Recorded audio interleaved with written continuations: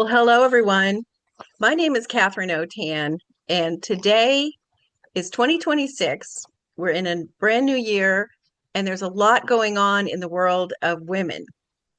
And so we are very much excited about what we're doing right now. I'm part of the United Nations Association of the United States of America for the Kentucky division. And what we have decided to do is to start a UN Women's Committee for the state of Kentucky. Well, March 8th is International Women's Day. And so we are offering a series of podcasts where women are empowering women and girls. So the name of our podcast is Women Empowering Women and Girls. We will be offering a number of podcasts, and then we will later offer some panels, education programs, and many more opportunities for women to be empowered and for us to look at programs that help to educate women and help them get better opportunities, whether that's serving on a board, working in their healthcare field. We are here to do that. So I really want to tell people a little bit about what we are doing. So celebrating International Women's Day is a huge event. And it's very important because we're looking at the impact of areas that are affecting women in business, in gender equity, pay equity, serving on boards, initiatives that deal with racial and gender equality, and many, many other topics. Each one of our podcasts will be focusing on a specific topic. And I'm really, really excited because today I have a most amazing woman that I'm interviewing. I have known Janan Sarwar for a while, and I am so amazed at everything she's been able to accomplish in her life. And I know you will enjoy listening to her story and telling you a little bit more about what she has done, how she's accomplished it, and some of the challenges that she is still dealing with. So let me introduce Janan Sawar. Welcome, Janan. Thank you. Thank you so much, Catherine. It's an honor to be here as we celebrate women who are shaping spaces everywhere, locally, globally. This is such an opportunity. Thank you for having me. Well, thank you. Since this is the beginning of our series, we're going to have a number of women, and I'm just so happy that you were able to jump on with me and let me spend some time interviewing you. So, for everyone to know a little bit about Janan, Janan Sarwar is a pharmacist who is turned publisher, globally equity advocates. She's a public speaker, mother of three young daughters, and she hopes they will grow up in a safer, more inclusive world. Don't we all? She serves as deputy editor of Health Authority Books. It's an imprint of Indie Books International.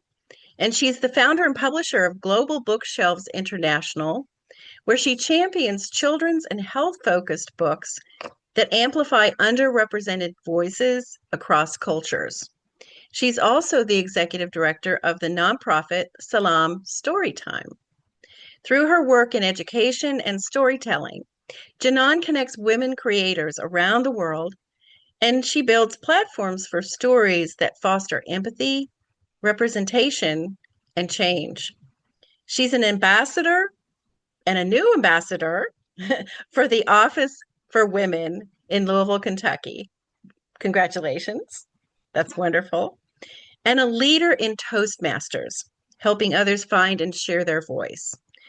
Janan, I'm so excited to have you here. So I'd love for you to tell everybody a little about your story, your background, and how you've been able to do all these things facing the challenges that you've had.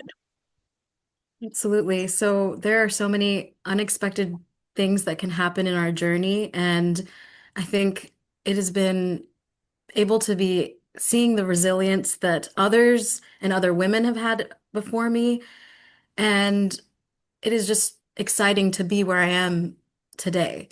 You've mentioned amazing things about me. I'm very honored to have all of the roles that you shared, and I take them very seriously.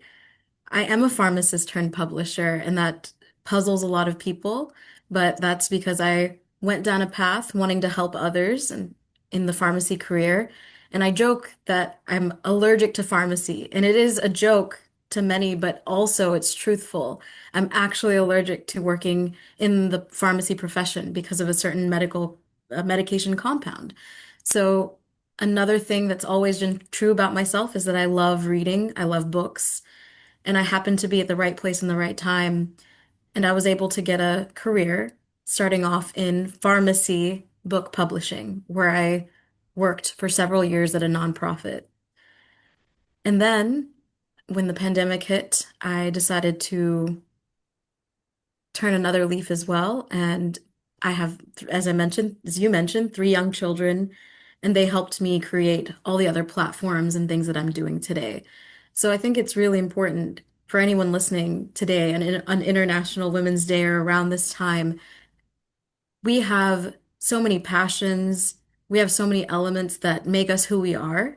And there are things that you can study and practice being able to identify what those passions are and holding on to them and doing it 100% can help you find your way. And I think that's been the way I've gotten to where I am, to all the roles I have too. So I'm interested because when I met you, you said that you were a pharmacist, but you were allergic to whatever the dust was. Can you tell Yeah. just quickly what happened? Because you were in this unique field where not many women pharmacists really go. And I'm thinking she's allergic to the dust in medications. So how can you be a pharmacist? How did that evolve? What happened? Yeah, that's a great question. I think that it is absolutely true that there's the dust. I previously had an extreme drug reaction, allergic drug reaction to a medication that had sulfa. My father's also allergic to it. So I used to think that, wow, if one medication, one pill, this is before I even entered pharmacy Mm-hmm. school, if a pill could do this, to put me in the intensive care unit in the hospital. If a pill could do it, that's so interesting. I want to study pharmacy. So then I went to pharmacy school. And it wasn't until the end of my career in pharmacy school career, that I recognized just working in the pharmacy settings, just being around the medications, even though I wasn't ingesting it, I would have similar, slight allergic type reactions. So I think it's somewhat of it's a redirection of, okay, I can still be a pharmacist and I still believe I'm a pharmacist in what I do, in that I use a lot of the same skill sets and I do medical writing, for Mm-hmm. example, or I work with authors that have health related content. And if you think of back to what are things that a pharmacist, maybe the types of personalities they may have, detail oriented, organized, those are a lot of skills that you need editorially or being in publishing. So it's translating skills that I had before in a way that emerged to what I do today. And now I continue to do things related to pharmacy, help people in healthcare and outside of healthcare. The reason I asked that question is because when I met you, I was writing a book myself. And you explained to me that because of your background in the pharmacy world, Yeah. because my husband had Parkinson's and I was writing about my life as a caregiver, you guided me from your experience and helped me get my book published. So I want to thank you for that personally. But I also wanted to let people know that you can start out in one career and life will throw little tiny things in your way, and you just have to keep knocking them down and keep going. And that's what you've done. And so many other women have too. And I love the fact that you took that and now you're still in your own mindset. You're a pharmacist because this is part of your training, part of your skill set, but you've taken it to this whole other level. So I want to applaud you for what you were able to do because a lot of people get stuck and they say, "Oh, now what do I do?" You Right. immediately turned it into something positive and took those next steps. And that's what we as women need to empower other women and girls to do. So I know your work spans publishing, advocacy, and women's leadership. But what first personal experience made you realize that storytelling could be a tool for justice and equity? Yes, I strongly believe that stories have the power to move people. I remember in college, I actually had a professor who told me this phrase that facts tell, but stories sell. And I didn't really like that phrase, the idea of selling, but when you think about it, it's really true. We can get extremely moved by a movie or even a commercial, but the idea of storytelling is that we can change the narrative. And so, a little background about me is I grew up as a Bengali American Muslim girl in Clarksville, Tennessee. That was where I was born and raised. So in the 90s, as I shared, I loved to read, I love books, and I would go to the library all the time, but I rarely found characters that actually looked like me or lived a life like I did. And growing up, that made me feel like, what does that mean? Does that mean I don't matter? Or I don't belong? I remember those questions. But as I've grown up, I've realized more to this, your question of stories. And if we do publish or have topics or bring up topics about things that people don't talk about, you can help shape how others see you.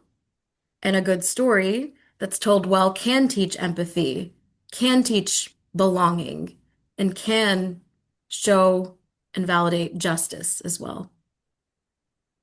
Such an incredible story and the power behind those words of what you're talking about, justice and equity through storytelling and identifying with someone who's telling those stories is really impactful. So, thank you for that. So I'm questioning things because I know you kind of like to rethink things. So if you could redesign one part of the education system to better protect and empower girls from underrepresented communities, what would you do and why?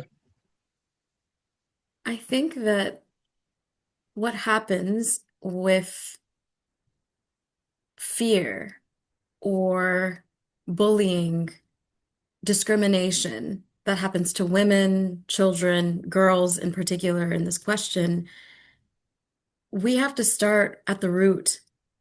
And often, unconsciously, children from a young age can be taught to have biases against the unknown.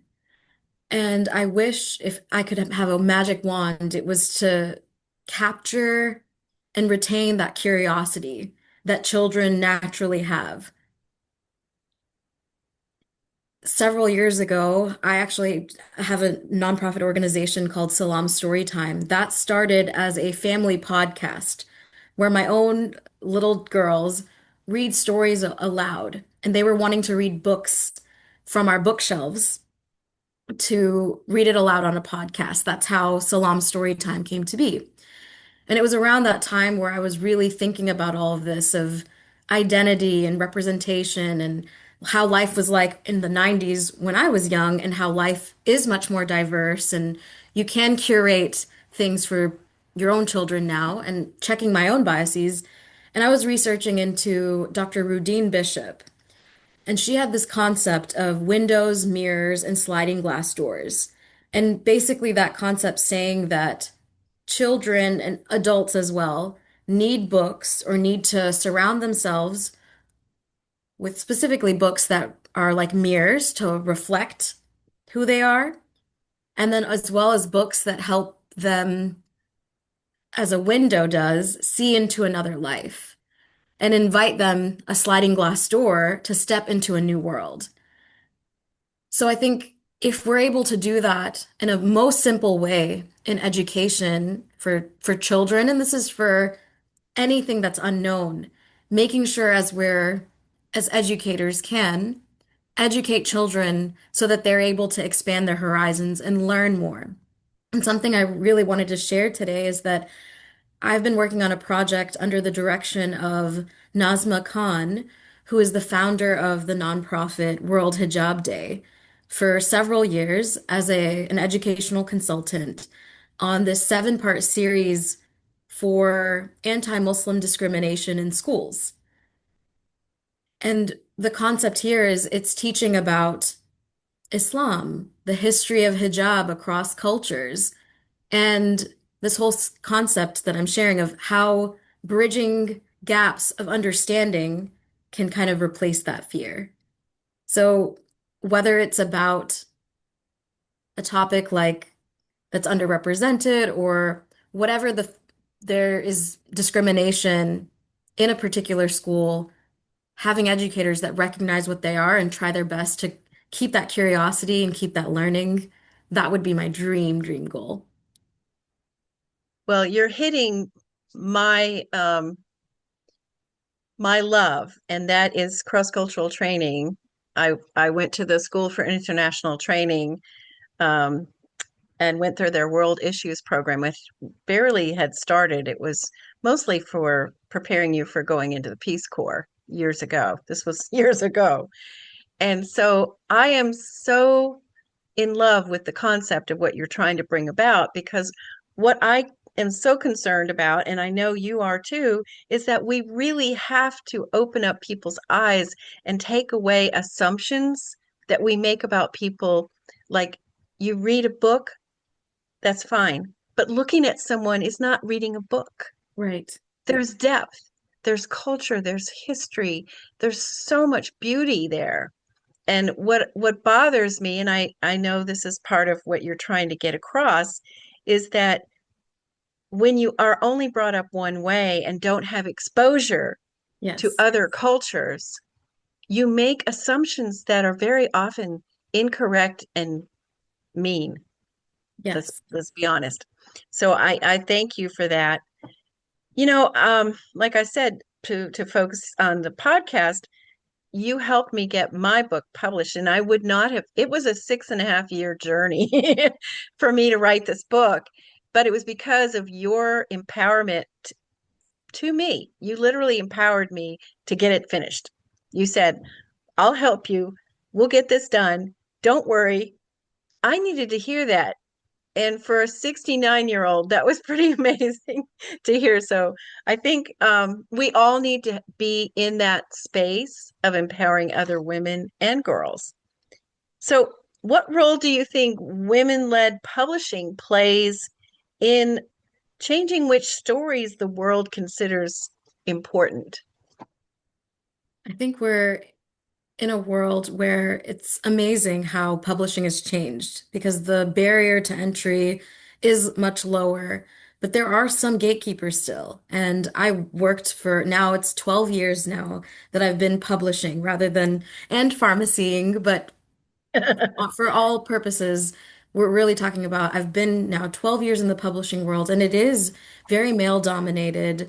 And I think it is important to say that as you shared, I'm so honored to be able to have a chance to work with women like you that have a narrative, that have concepts that people need to know about. I mean, for example, your concept and topic of caregiving, when a different lens. And if we're really talking about with gender, a male lens would be put on the same concept. It completely changes the story, right? And I think Oh, that yeah. even back to what you shared in the It beginning does. of we have to be able to be resilient and things change our lives. Caregiving is something also that a lot of people don't plan for. It arrives and suddenly in your story as well, your entire path has to shift. And I believe, I want to say it's about, I think over two-thirds of caregivers are women, right? It's more often that it's a woman than a male. And so they're I having think to it do I that. think it's even more than that. It could be even more. I remember some statistic. And it Yeah. happens with motherhood as well. So Yes. back to the listeners here, there are so many of these situations that can happen. And because women have this ability to be able to pick up and your word, pivot to And then also to know that, you know what, sometimes you might have to step away from your path to discover that that new one still can use everything that you came from.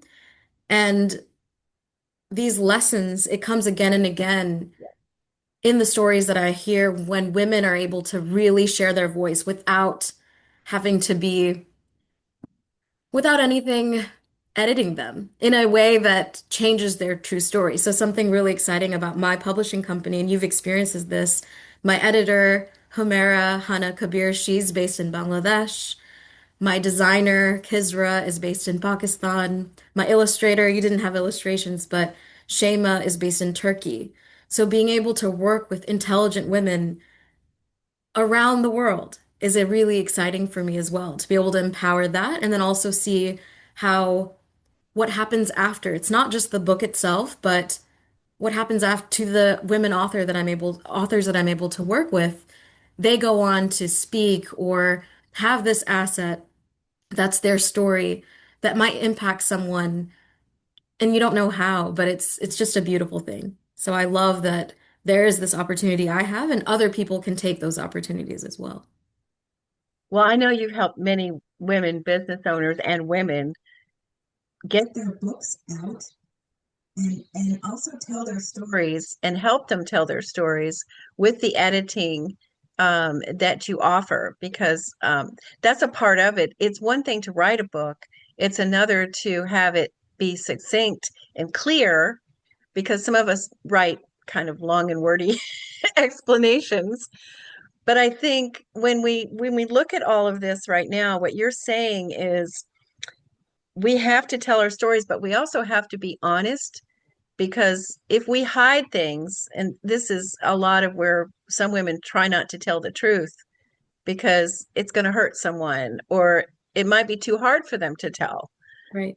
But it really is helpful for us to tell the truth in its raw form, but to get a point across, to help teach and bring awareness to certain topics that other people might not want to discuss or maybe don't understand. Exactly. So, I love this idea of stories. Well, I think stories change the world, and Yeah. I believe that's kind of where you are too. So, one of the other amazing things that you did was a TEDx talk. So, as a public speaker, you've done that where you challenge people to read beyond their comfort zones. And I find that interesting. So, how does that idea translate into leadership, but especially for women who are stepping into male dominated roles, which we know is tricky? Absolutely. I'll start with my own story. I used to be really shy. I didn't feel like I had a voice. And it stemmed from the idea that I thought my ideas were way too different.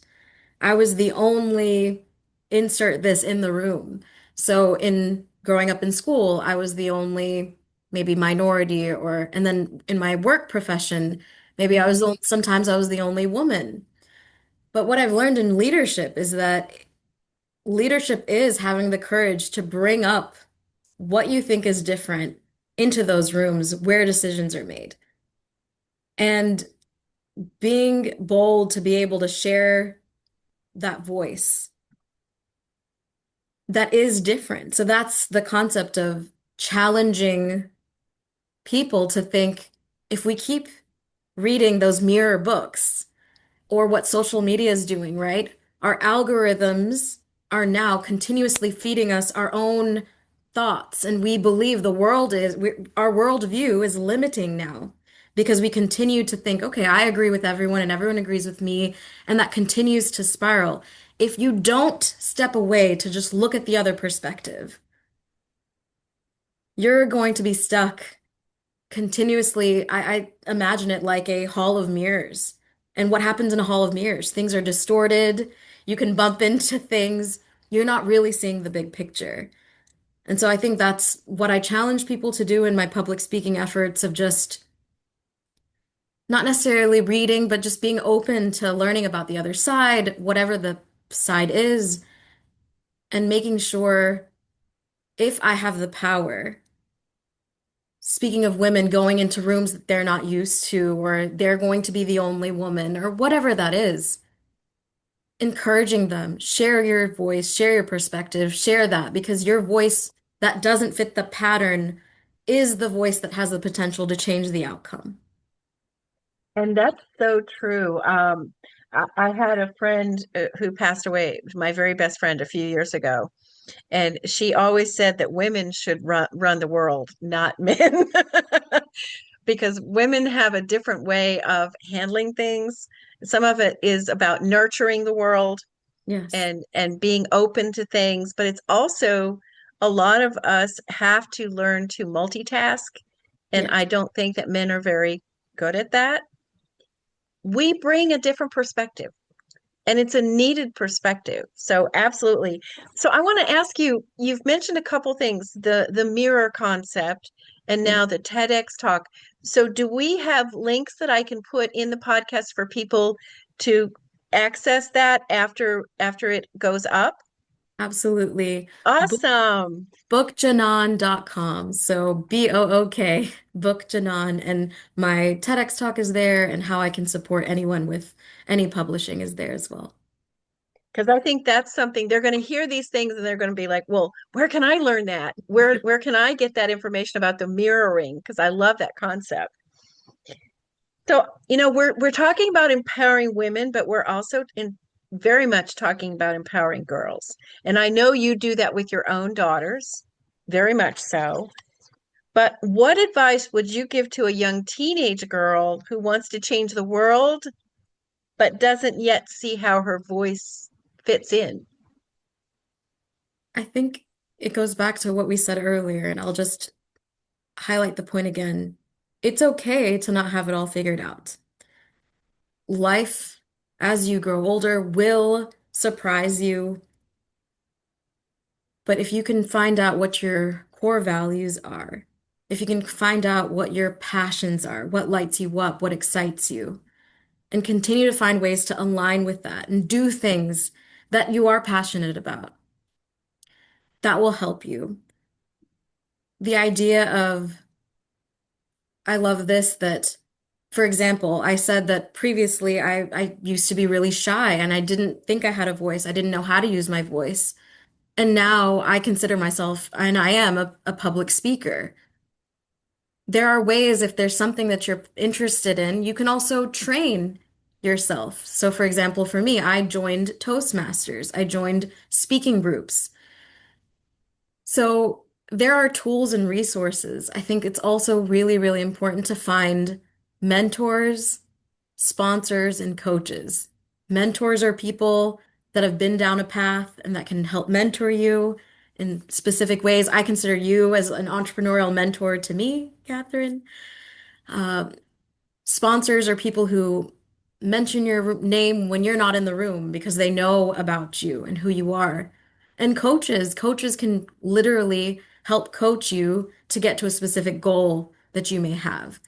And I think all of these, and for me, the format, I would say the majority of my coaches and sponsors and mentors have been women.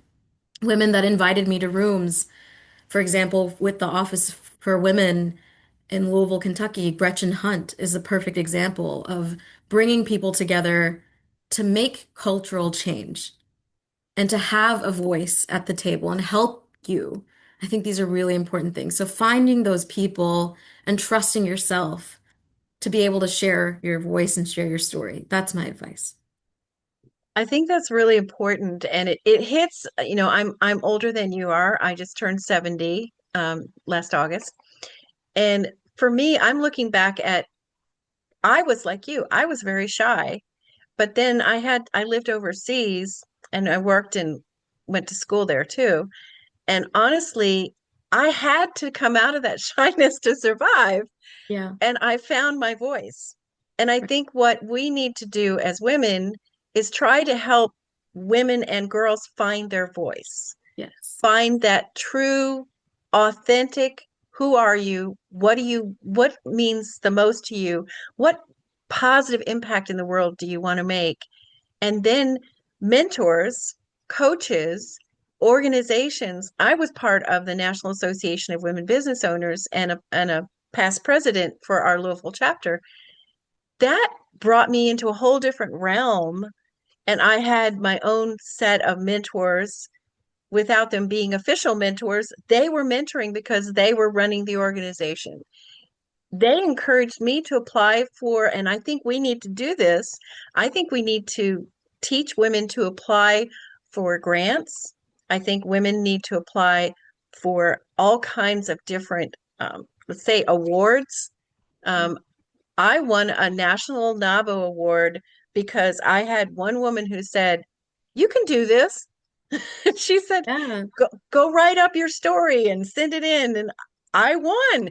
Well, guess what? I had never won anything before. And now I've won several awards. And I think it's part of the growth yeah, and the evolution. And I call myself the pivot queen, as you know. But we as women, whatever age we are, we need to encourage and empower other women yes, and girls. Because if we don't, the buck stops here and then there's no more growth. If we don't keep passing it on, teaching what we've learned, sharing, bringing awareness to what we've learned, I think it's seriously important. It's a big reason why I'm involved with the United Nations Association because of my background living and working overseas, being a cross-cultural trainer, and my degrees in international studies and cross-cultural training. I speak French and Italian. Big whoopee. But the bottom line is, I was able to have exposure through different opportunities. We need to find ways to do that for women and girls who may not have been. I was lucky. My situation was different. Your situation, you went to pharmacy school. We need to find ways to do that. And I think for International Women's Day, it's coming up. I know you've been talking about wanting to do something really major, which would be amazing. And maybe you'd like to share that here about what kind of activity you'd want to do, or how would you like to actively support women's voices in their own communities? We've had some brainstorming. So would you like to share a little bit about what your thoughts are on that? absolutely. I mean, we've been talking about publishing so far, so I think let's keep in that realm and say that I think for people listening, the things they could do is support a woman author by reading their book, buying their book, or even if you can't buy it, reshare. It can be free. Reshare a post about a woman that you know, their work, their book, something. If you have read it, leave a review. It doesn't cost anything to do that. And what we've been brainstorming about is there a way that we could have a panel to showcase women authors that have important stories that are mission driven that people need to hear about because I think it's really interesting that a lot of people think maybe if you haven't written a book before that if you're listening, oh, writing a book is hard. Writing a book is hard, but the marathon begins when the book is out there and finding ways to get people to buy the book because there is a lot of noise out there. And it would be amazing if we would be able to put together a platform to bring people together that have these stories to support each other. I think that's the underlying factor here. Support, invite a woman into a space where she has never been invited before. If you have the power to do that, that would be amazing. And tell someone else about a topic or a concept. All of these ways of sharing helps further the goal and helps us all collectively. Absolutely. And one of the things that you and I were talking about was starting off with having an author forum where we invite women, myself and others, Yeah, who want to share maybe their story about why they wrote their book or what was like who was the intended audience. In my case, I mainly wrote it for caregivers because I was a caregiver for 21 years for my husband with Parkinson's, and there was so much that I learned the hard way, right. and nobody else would know these things. So maybe give them a leg up and Right. not have to go through what some of us have to go through. Avoid some of those pitfalls, I call it. Yes. So one of the things we may do with the United Nations Women Committee that I'm part of with the Kentucky division, um, is to try to set up throughout the state various forums where we can invite women authors, and the communities to come and listen to their stories and be inspired to write their own books Yes. or to go into the speaking arena, because many of us are capable of speaking, but we don't have those opportunities. So I'm very, very excited about this brainstorming that we did previously, and I'm excited to see where it goes. So, um, was there anything else specific that you wanted to talk about? I know you have done so many things. We could talk all day, but I know we'll have a point where we'll have to cut off our our podcast. Oh, this was just a wonderful opportunity. I think it's really important for anyone listening to know that maybe it's not a book, maybe it's something just to give yourself the chance to share and to not feel that your voice matters. As a woman, as a man, anyone listening, I think it's also important to have men who are advocates and supportive of International Women's Day and empowering women and being in spaces where we can find solidarity and support. So that's my main message, and it's just been an honor to speak with you about everything today. Well, thank you so much, Janan Sarwar. I want to make sure everybody has your contact information. If you want to give people your email, your website, we'll also have it as a link on the podcast. But if you want to just let people know so they can write it down as they're listening, you go ahead and give your contact information. Absolutely. The best way to reach me is at bookjanan@gmail.com. So that's BOOKJANAN. If you're interested in publishing a book, I offer consultations, whether you're going to traditionally publish, self-publish, or work with a hybrid publisher. So happy to support in any way. And also just a tip to look into your local Toastmasters if you're wanting to work on public speaking. It's done wonders for me, from shy Janan to where I am today. Thank you. I think that's wonderful. I also want to let everybody know that today is actually we're in January of 2026, but in March, the United Nations Women's Committee, the affinity group, is having their they call it the Commission on the Status of Women. And so I'm going to be attending there as a delegate. And Yay. what we really are trying to accomplish is look at global status of women, and we're Yes. going to be looking at all different topics. The UN itself has 17 sustainable development goals. And for the women organizations, and we have several UNA women committees throughout our country. But right now in Kentucky, this is the beginning of ours. So anyone that's interested in connecting up with me, doing things like working with Janan and others, I can highly recommend Janan because she helped me get my book published. Thank you, thank you.